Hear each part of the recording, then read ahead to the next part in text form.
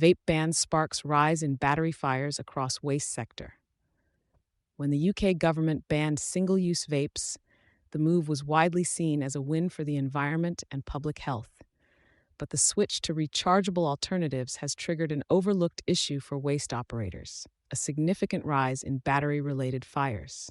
Waste sector specialists are raising alarms about how rechargeable vapes are being disposed of. While the policy aimed to reduce throwaway culture, many low-cost rechargeable devices are still treated as single-use by consumers. According to Greg Smith, technical manager at CSG Recovery in Blackburn, explains that incorrect disposal is, however, even more dangerous when there is some residual power left in the battery. The fire risk comes from a process called thermal runaway, which causes battery cells to rapidly heat to extreme temperatures. The risk of thermal runaway is particularly high if a vape still has more than 50% charge.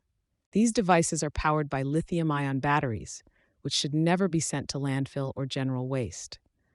When crushed in refuse trucks or compacted at facilities, charged batteries can ignite through a process called thermal runaway. With around 1,200 battery-related fires reported each year in the UK, waste handlers say a growing number can be traced back to vapes. The fires aren't starting in the hands of consumers. They're sparking downstream, in bin lorries, sorting centers, and recycling sites. The result: operational shutdowns, damaged infrastructure, rising insurance costs, and higher risk exposure across waste, retail, and logistics businesses. Managing the fallout: education, recovery, and responsibility. The core of the issue isn't malice. It's a lack of clear disposal guidance. Many rechargeable vapes are still being tossed in household bins with no warning labels or consumer education at the point of sale. Experts argue that consistent messaging across packaging, retail environments, and public bins is overdue. At facilities like CSG Recovery, handling a used vape is anything but simple.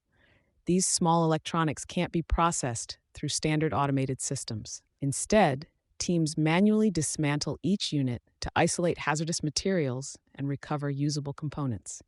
Batteries and circuit boards are separated for specialist treatment, nicotine residue is safely removed, and recyclable plastics are granulated for reuse. Even nicotine itself can be converted into energy. This detailed process underscores the broader challenge of e-waste.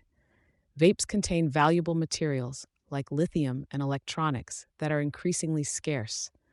Recovering them efficiently is both an environmental necessity and a financial opportunity.